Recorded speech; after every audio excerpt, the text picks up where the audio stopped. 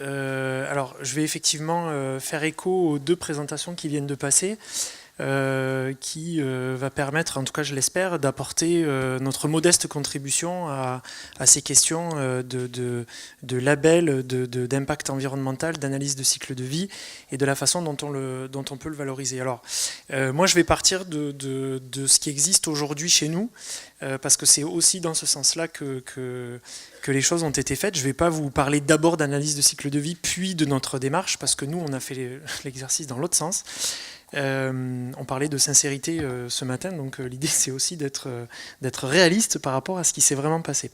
Alors la démarche de Malater, pour faire rapidement, donc c'est une démarche qui a été créée en 2004, donc on a un statut d'association loi 1901, créé par des producteurs visant à favoriser l'implantation du développement durable en production de fruits et légumes. Donc en 2004, c'était principalement abordé sous le prisme de l'environnement.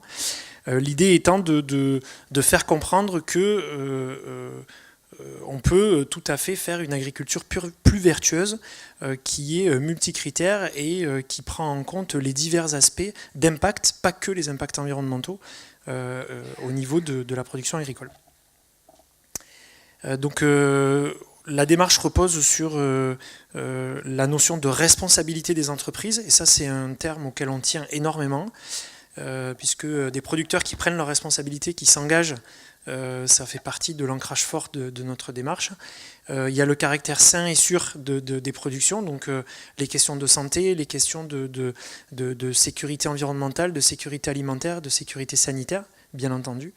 Et puis l'accès au plus grand nombre. Donc l'ensemble de la démarche repose sur une charte dont je vous présenterai les principes tout à l'heure.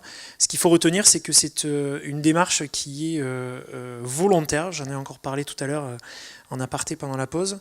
On est bien sur une notion d'engagement volontaire de la part des producteurs. Personne ne les force à venir s'engager dans ce genre de démarche. Pour autant, on a un intérêt croissant et le souhait de producteurs de pouvoir prouver qu'ils font mieux. Il est de plus en plus fort et c'est vraiment là-dessus que nos producteurs viennent s'engager. Alors rapidement, je ne vais pas vous lister tout un tas de chiffres à l'après-vert, simplement vous indiquer que aujourd'hui nos adhérents, ça représente un peu plus de pratiquement 170 producteurs, et on devrait franchir sur 2019 la barre des 200 000 tonnes de produits certifiés. Donc de fruits et légumes mis sur le marché, tous canaux de distribution confondus. Ça va du circuit court de la vente directe jusqu'aux circuits les plus longs, et même les produits issus de première transformation, comme de la betterave cuite, comme des coulis ou des jus de purée de fruits, etc. Je vous en parle parce que c'est notamment là-dessus qu'on a basé notre projet d'éco-conception en suivant. Donc la charte de Malater, qui est le pilier fondateur de l'ensemble de la démarche. Donc c'est un cahier des charges qui a été construit selon les 3 piliers du développement durable, donc l'environnement, le social, sociétal et l'économie, avec une 60aine de critères au total. L'objectif étant d'inscrire le producteur dans une démarche de progrès, d'amélioration continue, avec des critères, donc on a une 60aine de critères au total, tous vont au-delà de la réglementation en vigueur. Donc l'idée est d'apporter un réel mieux-disant. Et puis on a donc des critères qui sont tous basés sur des obligations de moyens et de résultats. J'insiste bien sur les deux, ça a été souligné tout à l'heure sur les questions de commerce équitable. Et je souscris pleinement à cette remarque-là. Engagement de moyens et engagement de résultats. Bien évidemment, l'ensemble de la démarche est contrôlé par un organisme indépendant chaque année, justement pour mesurer ses progrès chez l'ensemble de nos adhérents et de nos producteurs. Alors les 8 thématiques que va recouvrir la charte sont ceux qui apparaissent ici. Donc vous voyez que on a des critères qui prennent en compte un maximum de dimensions. On n'a pas la prétention d'être exhaustif, mais en tout cas on tend à l'être de plus en plus. Autant sur des questions purement agronomiques, liées à l'utilisation d'intrants, liées à l'utilisation de ressources, etc., que à des questions, on l'a vu tout à l'heure sur ce que Philippe a présenté sur l'analyse de cycle de vie, liées au transport, liées au conditionnement, liées à l'emballage, à l'impact même de l'emballage sur le cycle de vie global du produit, la qualité des sols, la biodiversité, etc. Donc ça, c'est vraiment tout le pilier purement environnemental. Et puis on a les 2 autres piliers, économique et social, sociétal, qui rentrent en ligne de compte. On a un équilibre à peu près égale sur les 3 piliers. Je dis à peu près parce que forcément l'activité agricole ayant un impact environnemental non négligeable, on aura une prédominance des critères environnementaux. Pour autant, le social et l'économique ne sont pas en reste. On a eu une étude qui a été menée par le CTIFL l'an dernier. CTIFL, c'est le Centre technique interprofessionnel des fruits et légumes, qui a évalué en fait les référentiels qui existaient sur le marché en matière de développement durable dans la filière fruits et légumes. Et il se trouve que c'est la démarche de Malater qui est la plus complète et la plus aboutie. On peut en parler d'autant plus facilement que ce n'est pas nous qui avons fait l'étude. Alors les axes majeurs sont ceux qui apparaissent là, vraiment les points les plus forts que l'on va retrouver dans la démarche, reposent sur 2 éléments centraux, et ça fait un petit peu écho aux propos d'introduction de ce matin, sur la partie naturalité des produits et les impacts positifs de la santé. Alors bien évidemment, on se garde d'allégations trop rapides par rapport à ce sujet, ce sont simplement les 2 piliers principaux de la démarche, que l'on décline selon les 5 axes que vous voyez dessous. Donc bien évidemment réduire drastiquement l'utilisation d'intrants. Alors drastiquement, il faut que je fasse attention avec ce mot-là, parce que quand je le dis, on peut entendre « ah oui, mais ça veut dire que vous en utilisiez beaucoup avant ». Donc non, il faut savoir raison garder. Réduire au maximum, on va le dire comme ça, l'utilisation des intrants, faire disparaître les traces de produits dans les fruits et légumes. Les 2 vont de pair, on ne peut pas les déconnecter. La partie prévention des pollutions, ça fait aussi partie de l'analyse de cycle de vie dont on a parlé et dont on va parler. La partie biodiversité, qui est un élément fort, ça a été vu tout à l'heure sur l'exemple du verger, l'impact sur les écosystèmes. La responsabilité sociale et sociétale, et on prend bien les 2 en compte. Et puis la partie contrôle et traçabilité à toutes les étapes de production. On a souvent l'habitude de dire de la graine ou du champ à l'assiette. Bon, ben c'est un peu l'idée, de la graine ou du jeune plant jusqu'au produit fini qui arrive dans l'assiette du consommateur. Une gouvernance qui est basée à la fois sur le fonctionnement interne de l'association, mais également un comité de contrôle que l'on a instauré, qui est complètement autonome et indépendant de l'association, auquel Vincent de l'ADEME siège, enfin dans lequel Vincent siège. C'est un comité que l'on a souhaité le plus large possible. On a des agronomes, on a des experts de la biodiversité, on a des experts de la distribution. Tout récemment, on vient de rentrer une association de consommateurs, parce que ça nous paraissait aussi important d'avoir le regard consommateur dans cette démarche-là. Et donc ce comité de contrôle, il a vraiment pour vocation à la fois de valider et le contenu du cahier des charges et les audits externes qui sont menés tous les ans, et surtout de faire progresser l'ensemble de la démarche. Il nous pousse assez souvent à faire progresser à la fois nos critères et à la fois les résultats que les producteurs obtiennent dans leurs entreprises. Pour faire écho à ce qui a été dit sur le marketing de l'emballage, alors marketing, on peut le mettre un peu à toutes les sauces. Toujours est-il que ici, l'idée c'est surtout de montrer l'affichage que l'on fait sur les produits, avec donc le logo de contrôle que l'on affiche directement sur les produits, avec autant que faire se peut, bien évidemment ça va dépendre de l'emballage disponible, la possibilité de communiquer avec des explications complémentaires auxquelles le consommateur aura directement accès.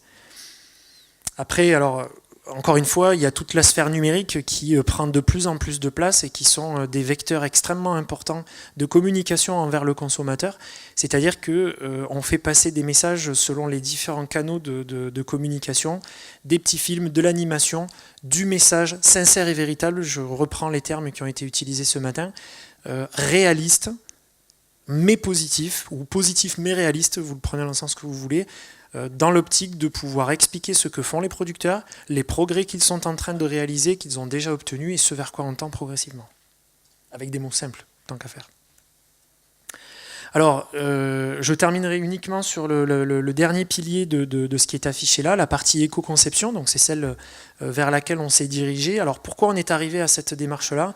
Eh bien tout simplement parce que après pratiquement 10 ans de recul sur la charte de Malater, il nous paraissait vraiment important de refaire, c'était même pas de refaire, mais de faire une analyse précise, critique, objective et mesurable de ce qui avait comme critère dans le référentiel de Malater pour identifier les pistes de progrès et les critères que demain on doit absolument prendre en compte dans la démarche. Et donc c'est tout le travail d'éco-conception que l'on est en train de mener avec l'ADEME. Donc c'est un projet qu'on a enclenché sur 2 années et demie. On est à peu près à mi-parcours là sur le travail qui a été mené. Donc pour nous, le projet il repose sur plusieurs objectifs. Donc se doter d'un référentiel qui va à la fois prendre en compte les produits bruts issus de la production agricole, mais également les produits issus de première transformation. Alors ce que j'appelle première transformation, c'est jus, purée, coulis, produits type betterave cuite, épluchée, etc. On n'est pas sur la transformation complexe et très élaborée, dont on fait bien la distinction entre première transformation et les autres formes de transformation. Donc pour construire ce cahier des charges, il fallait s'appuyer sur une démarche d'analyse de cycle de vie et donc d'éco-conception des produits, puisque l'un est la conséquence de l'autre, ou la suite de l'autre, ce qui doit nous permettre d'intégrer dans la démarche des critères qui vont être liés au sourcing. Exemple, je veux faire un jus de pomme, comment je source mes pommes ? Pour être sûr que je puisse avoir un produit qui ait le moins d'impact possible. Et quand on reprend tout le cycle d'analyse de cycle de vie qu'a présenté Philippe tout à l'heure, bien évidemment, la matière première a un poids non négligeable sur le produit fini, en tout cas dans ce cas-là. Et le but est bien de disposer d'informations fiables pour communiquer auprès du consommateur. Et ça, c'est un point qui nous paraissait important, de pouvoir utiliser une norme internationale d'analyse de cycle de vie et de mesure d'impact environnemental pour pouvoir avoir une analyse la plus objective possible. Donc, améliorer la confiance des consommateurs, bien évidemment, anticiper les réglementations futures qui vont venir sur ces sujets-là, et puis donc progressivement, toujours dans cette logique de progrès, faire progresser nos cahiers des charges et les améliorer.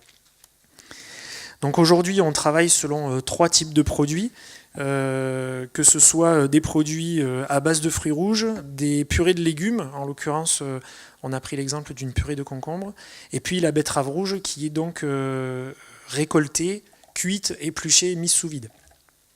Et donc, sur ces produits-là, en fait, on a d'abord fait un bilan environnemental. Donc, on vient de terminer un premier cycle de bilan basé sur, en priorité, la production agricole. Et on est en train d'aller un petit peu plus loin sur maintenant l'étape suivante de la vie du produit. Et donc, on voulait vraiment à la fois mesurer l'écart que potentiellement il pourrait y avoir entre une production standard et une production que l'on qualifierait de durable via Demain la Terre, et puis pouvoir mesurer les progrès qu'il resterait à faire pour diminuer encore les impacts de ces produits-là. L'idée étant qu'à partir de cette analyse de cycle de vie, on identifie les pistes d'éco-conception, c'est-à-dire les pistes sur lesquelles les producteurs vont travailler, que ce soit en production agricole primaire ou bien ensuite en conditionnement et en transport, pour pouvoir améliorer donc la valeur environnementale des produits. Alors, 2 exemples de produits, et j'en terminerai là-dessus, j'ai vu le panneau 5 minutes. Donc, une première production sur la partie de fraises, sur la production de fraises, pardon, et puis une production de betteraves rouges, donc avec la comparaison entre 2 parcelles qui ont des itinéraires culturaux différents pour justement mesurer l'impact de pratiques un peu plus agroécologiques, un peu plus respectueuses de l'environnement par rapport à des productions plus standards. Donc, si je dois faire un focus sur la production de fraises, ce qui est compliqué à prendre en compte, c'est que contrairement à d'autres productions qui se font souvent à plus grande échelle, la production de fraises est très fragmentée, c'est souvent des tout petits ateliers de fruits rouges chez les producteurs, et ce qui fait que on ne peut pas avoir une seule production type de fruits rouges, mais on va avoir plutôt une multitude de producteurs avec une multitude d'itinéraires culturaux. D'où la difficulté de mesurer un impact environnemental ou une analyse de cycle de vie de ces produits-là. Pour autant, il a bien fallu faire des choix et sélectionner les producteurs correspondants.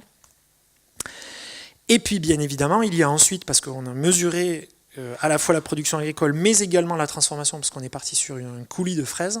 Et l'idée, c'est de mesurer qu'est-ce qui peut être fait à la fois sur la production agricole et en station de conditionnement, de transformation et de conditionnement, pour bien avoir le produit final fini le moins impactant possible.